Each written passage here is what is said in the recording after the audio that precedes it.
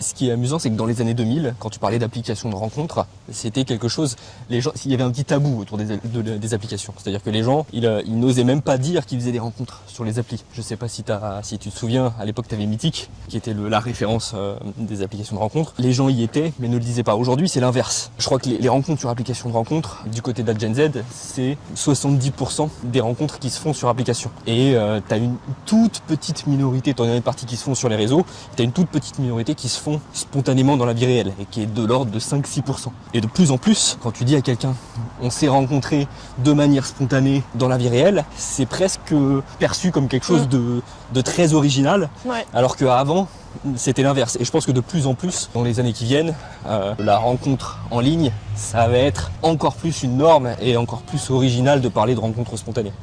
Ce qui pour beaucoup de personnes est quelque chose de problématique et de gênant.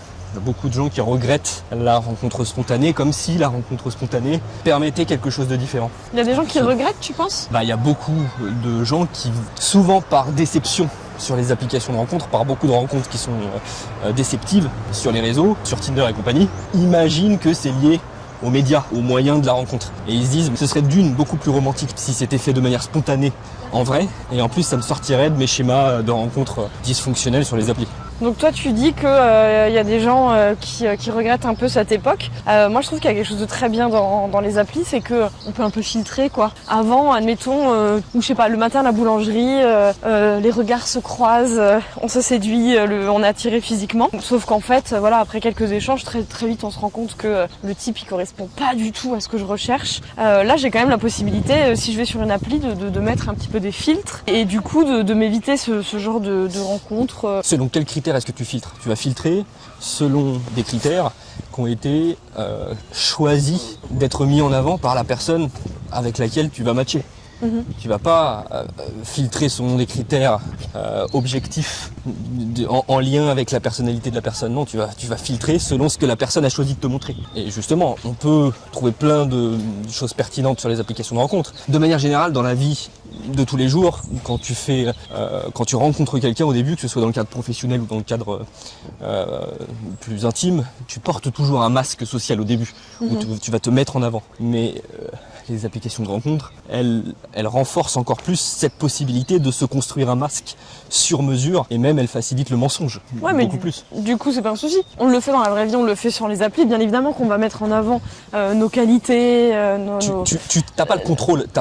Dans la vraie vie, tu n'as pas un contrôle total sur ce que tu mets en avant.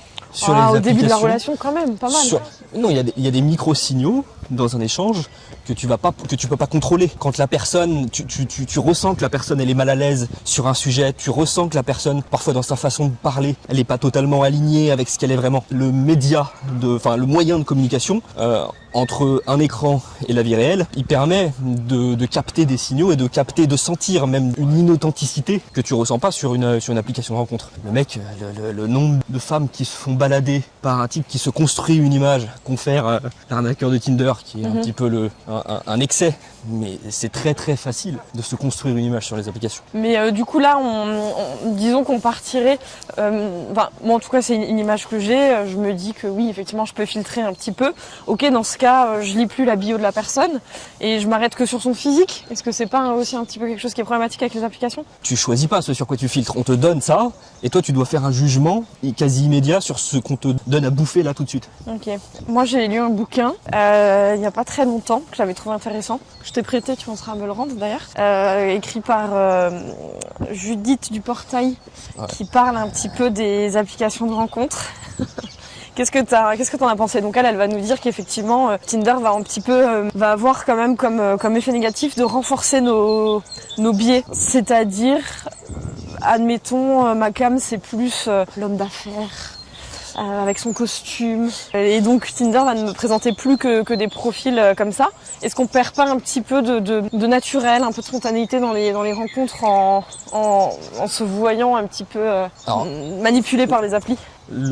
Ça, c'est une évidence. Il y a eu, je sais pas combien de reportages et de livres, comme tu dis, sur le sujet. Qu'effectivement, il y a Tinder, c'est une application, c'est une société, c'est une marque qui appartient à Match Group et qui a comme ça plein d'applications qui récoltent plein de données. T'as des chercheurs en psychologie qui travaillent pour ces sociétés-là et eux, ils comprennent parfaitement l'humain et leur objectif.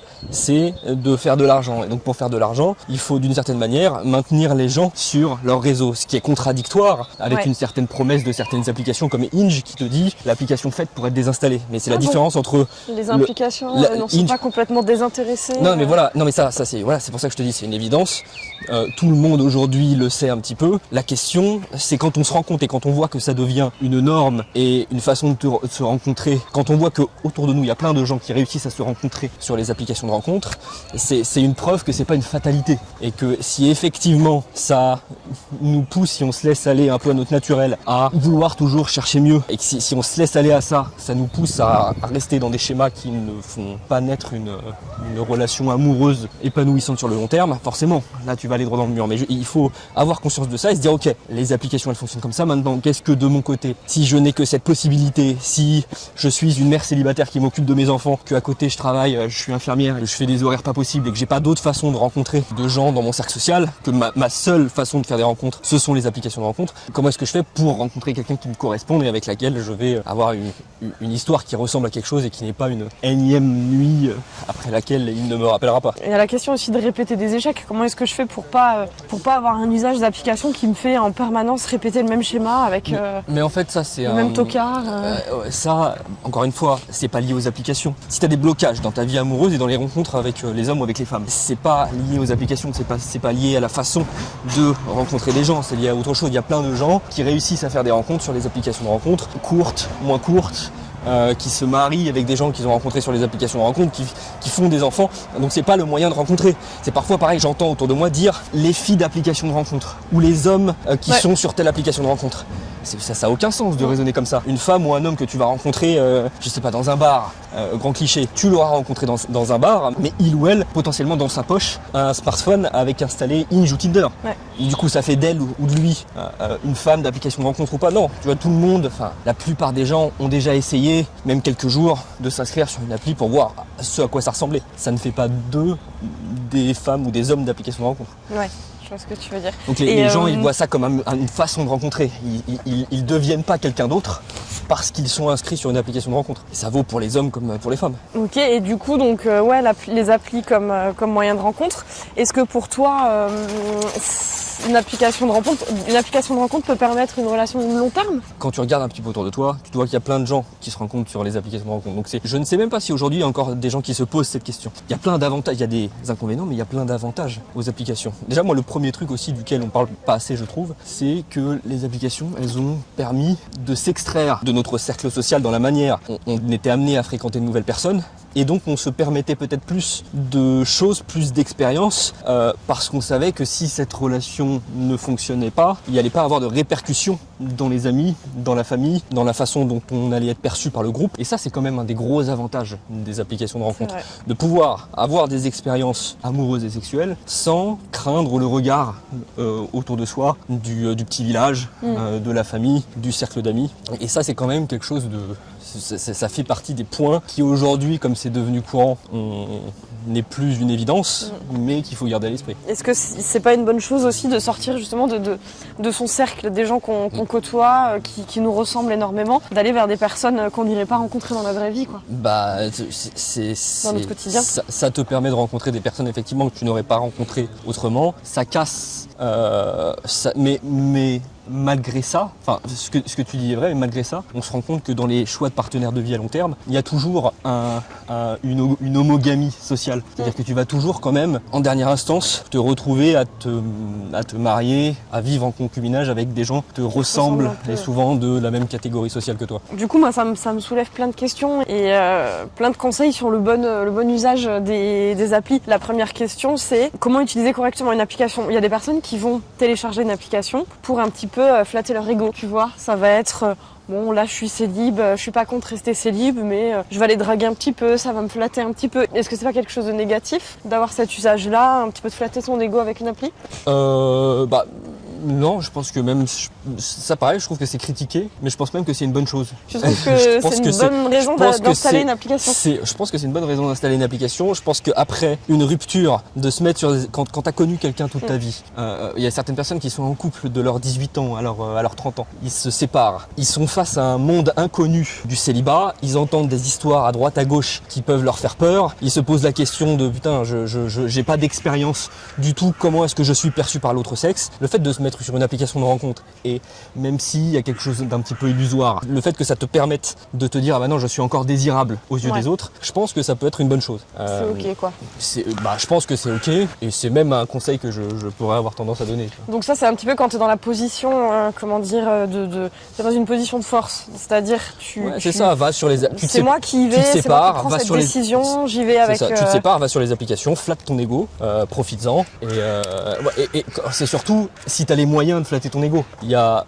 beaucoup de femmes qui ont les moyens de flatter leurs égos sur les applications de rencontre, une partie des hommes, il y a beaucoup d'hommes qui n'ont pas ce moyen-là. Donc quand tu as ce moyen-là de voir ton ego flatté, après voilà, c'est ponctuel comme solution, c'est bien quand tu sors d'une histoire, mais ensuite si tu veux la difficulté, c'est plus facile si tu vas sur des applications de rencontre dans le but de flatter ton ego. La grosse difficulté, je trouve le problème dans la vie en général, c'est quand tu as des attentes qui sont figées sur le type de relation que tu recherches. Ouais. Quand t'es une femme ou que t'es un homme et que tu veux absolument une relation sérieuse et que tu le fais respirer, et tu sais parfois sur les applications de rencontre, t'en as qui le mettent, même qui l'écrivent, c'est souvent là que tu vas droit dans le mur. Ouais. Parce que pareil, au début, surtout quand quelqu'un te connaît pas, quand la personne avec laquelle tu matches ne te connaît pas, il n'y a pas d'honnêteté en face. Les gens, la personne et surtout les hommes, c'est ça, et surtout les hommes vont te dire ce que tu as envie d'écouter. Donc si tu marques relation sérieuse sinon rien, c'est la pire des choses à faire quand tu es une femme finalement sur les applications de rencontre, parce que tu vas te retrouver face à des hommes qui vont te donner ce que tu as envie d'entendre et qui vont finalement peut-être coucher avec toi et disparaître du jour au lendemain, et toi tu vas pas te comprendre et tu vas rentrer dans une frustration de te dire je l'avais écrit, je l'avais spécifié, on s'est foutu de ma gueule, les hommes sont des connards, ils se foutent de ma gueule.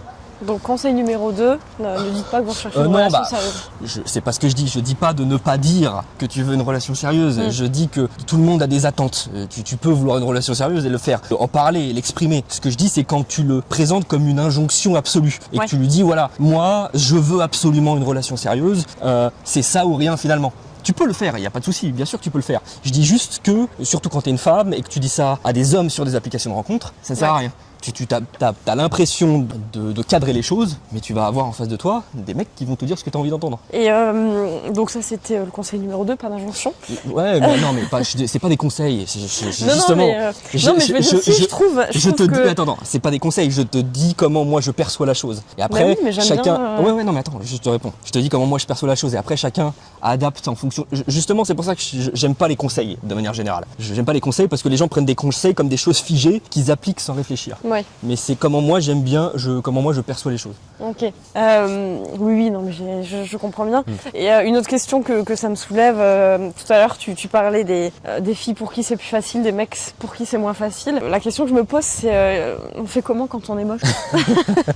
Non, mais c'est vrai, blague à part. Je réponds pas au code de beauté. On fait comment quand on est moche? Voilà, je sais qu'il va y avoir sur l'appli des centaines de nanas en Ile-de-France par exemple. Voilà. Moi je suis pas jojo, je fais comment? Tu vas pas sur les applications de rencontre, t'évites d'aller sur les applications de rencontre. Après on va nous dire que la beauté c'est subjectif. Ce qui est vrai, t'as une part de subjectivité. Mais je pense qu'effectivement les applications de rencontre, pour les gens qui ont un physique disgracieux, c'est très compliqué. Il faut miser sur des... Tu sais, en psychologie, on a ce qu'on appelle l'effet de simple exposition, qui te dit que plus tu vas être exposé à une personne, plus tu vas la trouver potentiellement belle, sympathique, plus tu vas lui associer des qualités. Et tu vois, c'est ce qui se passe dans les rencontres de cercles proches. Quand tu t'inscris à un club de basket et que tu fréquentes quelqu'un dans le cadre du basket, bah, tu vas avoir tendance, plus tu y es exposé, à lui trouver des qualités que tu ne lui aurais pas trouvées si tu l'avais rencontré de manière différente, comme si tu l'avais matché sur Tinder. Moi, il y a une autre question que je me pose et que je trouve qui est très d'actualité aujourd'hui.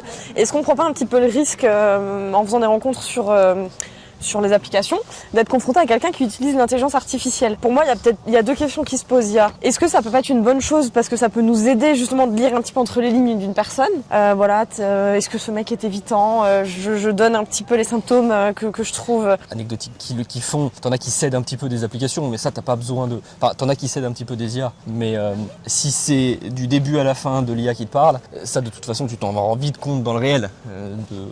C'est pour ça que d'attendre des semaines avant de rencontrer quelqu'un que t'as rencontré sur les réseaux, ça n'a pas beaucoup de sens, si ce n'est peut-être ta timidité ou le fait que tu ne sois pas habitué à faire des rencontres. Okay. Mais ça n'a pas beaucoup de sens d'attendre longtemps avant de rencontrer quelqu'un. Et tu penses pas que c'est quelque chose qui va se présenter quand même de plus en plus? Je pense que...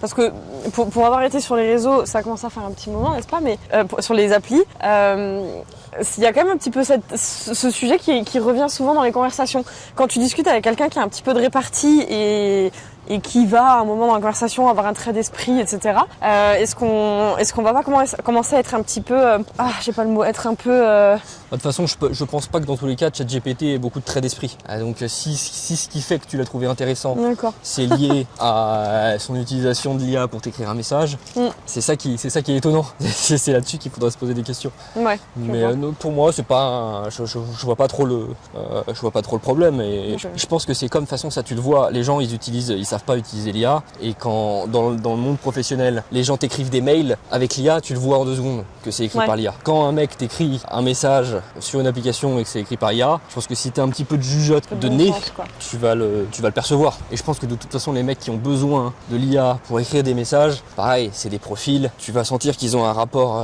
à leur... Ouais, bien sûr. Et tu vas sentir qu'ils ont une intelligence sociale qui est quand même limitée, tu vas le sentir au bout d'un moment. Donc c'est pour ça que ça c'est un faux problème. Ok, je pense qu'on a fait le tour. Moi j'ai juste une dernière question, mais peut-être que je sais que tu n'aimes pas trop donner de conseils. Si tu devais donner un seul conseil avant d'installer une appli, là admettons ma meilleure amie est célibataire, elle va se mettre sur les applis. Si je dois lui donner un seul conseil, je donne quoi comme conseil? Alors, c'est pas au moment de se mettre sur les applis, mais il y a quelque chose qui effectivement dont on parle pas souvent, c'est les gens qui utilisent chroniquement les applications et pour qui c'est devenu une habitude. Et ce qui fait aussi qu'ils restent dans des schémas, c'est que toutes les rencontres qu'ils font se ressemblent. Et il y a une espèce de trame qui se crée dans les rencontres. Tu sais, ça peut être quelques jours de discussion, café, sexe à la maison, et ensuite on se revoit une fois, ou parfois pas, ou 2 fois et parfois pas. Et c'est la même trame qui se répète. Si à un moment tu veux sortir de ça, que tu cherches à construire quelque chose de différent et de plus spontané, la spontanéité, c'est toi qui dois la créer. Et c'est toi qui dois te poser la question, comment est-ce que je peux faire pour que ce premier rendez-vous, que cette rencontre, elle soit différente de la plupart des autres et de ce qui se fait sur les applications. Et ça, même en tant que femme, tu dois te poser la question. Tu dois pas attendre en réclamant que l'autre te fasse une invitation qui soit originale. Si tu as les moyens de proposer ou de suggérer une rencontre originale, il faut le faire. Et c'est ça qui va te permettre d'aller au-delà de la trame démoniaque. Café, chatting, café, sexe et au revoir quoi. Ok, donc le conseil ce serait un petit peu fais une introspection d'abord et n'oublie pas la spontanéité quoi. Il n'y a pas d'introspection, je vois pas le rapport avec l'introspection. Il faut savoir se poser un petit peu les bonnes questions et se dire ok si ça marche pas, qu'est-ce qui marche pas, comprendre qu'il y a un schéma, c'est pas donné à tout le monde. Ça t'es déjà dans le problème. Si tu me parles de quelqu'un qui se met sur les applications de rencontre, s'il y a un problème et que t'es dans un schéma systématique, là, bien sûr, il y a à se poser des questions. Et sur ta vie en général. Et de te dire que peut-être le problème, ce n'est pas les hommes, ou ce n'est pas les femmes, ou ce n'est pas le moyen de faire des rencontres, mais que le problème, il vient peut-être d'ailleurs. Pas forcément de toi, mais il est ailleurs que dans le moyen de faire la rencontre. Ok. Sur ce, si ces sujets autour des dynamiques amoureuses vous intéressent, vous pouvez vous abonner en cliquant sur le bouton qui se trouve en dessous de la vidéo. Et on vous dit à très vite. Bye.